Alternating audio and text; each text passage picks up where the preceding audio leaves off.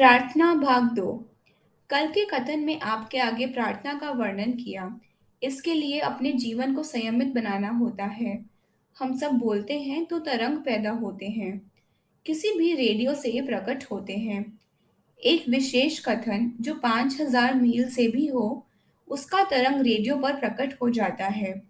इसलिए जब तक अपने हृदय को स्थान प्रसारण केंद्र न बनाया जाए, तब तक इससे लाभ कठिन है।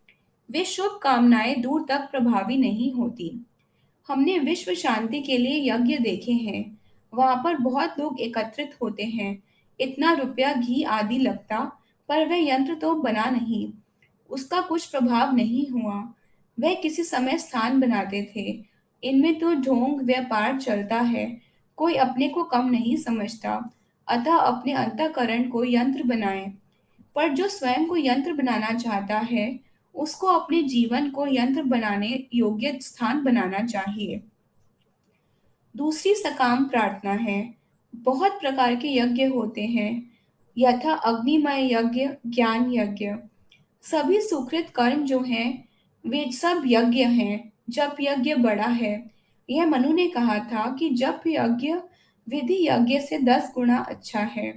मुख के अंदर जप करना 100 गुना अच्छा, और जो चिंतन करता है वह 1000 गुना अच्छा है। गीता में भगवान श्री कृष्ण ने कहा है कि मैं यज्ञों में जप यज्ञ हूँ। मुझे कहना यह है कि जप यज्ञ साक्षात परम पुरुष का आह्वान है। उसकी विधि भी है। जैसे भगवती का पाठ चंडी पाठ करना है। जिस कामना से करना हो, वह अपनी बात कह देता है। धन के लिए कहा तो महालक्ष्मी। इसके 7 श्लोक हैं। इनको संपुट देकर पाठ करना चाहिए। यज्ञ समाप्त होने पर भी इस कामना का संपुट देकर पाठ करना चाहिए। आयुर्वेद की भाषा है संपुट। सारा चंडी पाठ इस एक श्लोक से संपुट करते हैं। वैसे पाठ करें तो निवारण मंत्र आदि में पढ़ा, और अंत में तो सारा ही संपुट। यदि याजक में विचार आए कि मुकदमे के जीतने के लिए प्रार्थना करे, तो दूसरा कौन सा भगवती का शत्रु है? भगवती उसको कैसे खड़ा करे जो पहले ही गिरा हुआ है? मुकदमे में प्रतिद्वंदी को हराने के विचार से पाठ आदि करना अनुचित है।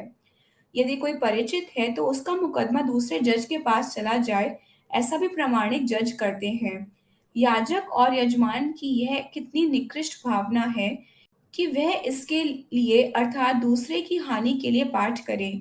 मेरठ का एक ग्रेजुएट मुझे कहने लगा कि मैंने एक पंडित से कहा कि मुझे ऐसी पत्नी चाहिए। शिव मंदिर में वह 1 लाख का जाप करने के लिए बैठता, तो उसको यह पता नहीं कि इसमें संसार सागर तारने वाली शक्ति है। कई दिनों के बाद शिवजी की पिंडी के पास सांप आया, वह उस पर लपका। अंत क्या हुआ? धक्के लगे, लड़की वालों ने अपमान किया, वह मेरे सामने रोया। इतना ही धन्य हुआ। तो यह कितनी मति की हीनता है। सकाम यज्ञों में भी सोचना होता है कि वह कामना भद्र भी है या नहीं। यदि यह ना सोचा जाए तो देवता को क्या पड़ी है कि वह आपके लिए दौड़ पड़े। झूठे काम के लिए यदि हम भी किसी से कहें तो कोई नहीं चलेंगे। मुझे कहना यह था कि सकाम प्रार्थना भी भद्र कार्य के लिए ही होनी चाहिए।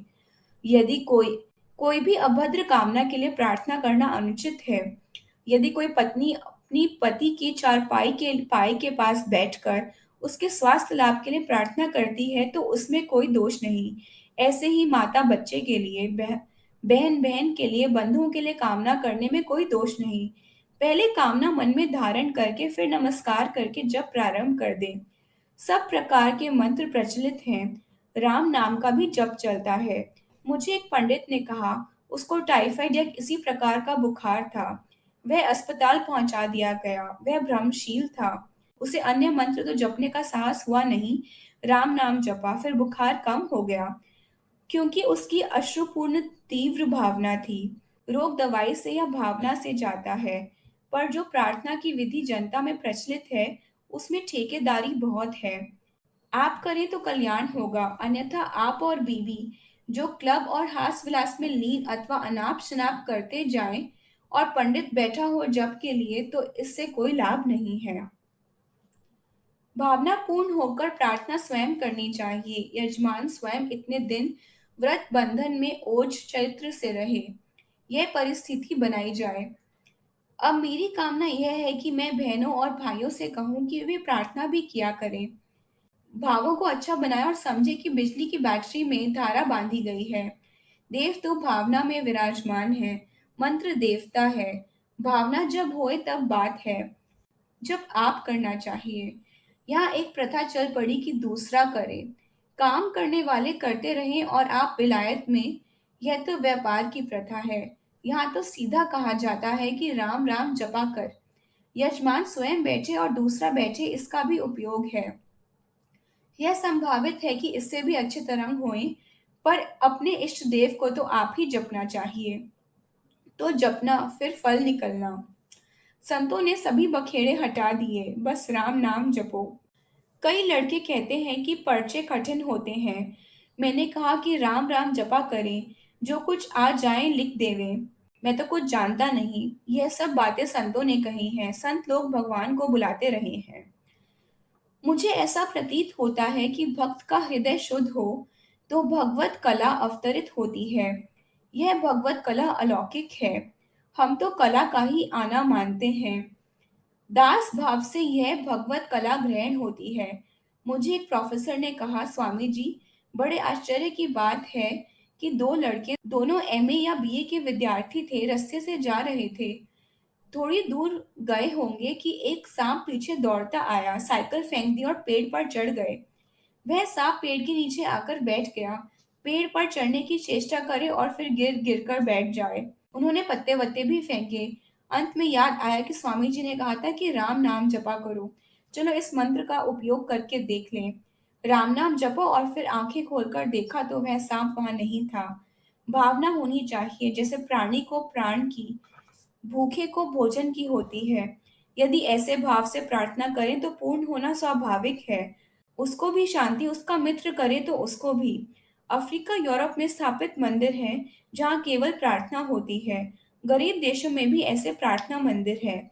इस बात का विचार रखकर कि मैं संकट निवारण के लिए प्रार्थना कर रहा हूँ, प्रार्थना करें। श्रीमती का चाहना कि सास मर जाए तो पति मुझसे प्रीति करने लगे, यह सर्वथा अनुचित है। राम को ऐसे काम में न बुलाएं। इस प्रकार का संकट तो संकट नहीं कहलाता है। विपत्तियां आ जाती हैं, संकट में घिर जाते हैं। यदि राम का सहारा करें तो डगमगाती कश्ती में भी पार उतर जाते हैं।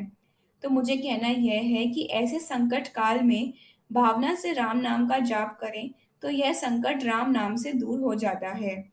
कई लोग अभाव के लिए भी प्रार्थना करते हैं, जैसे एक साड़ी है, मेरे पास 5 साड़ी होनी चाहिए।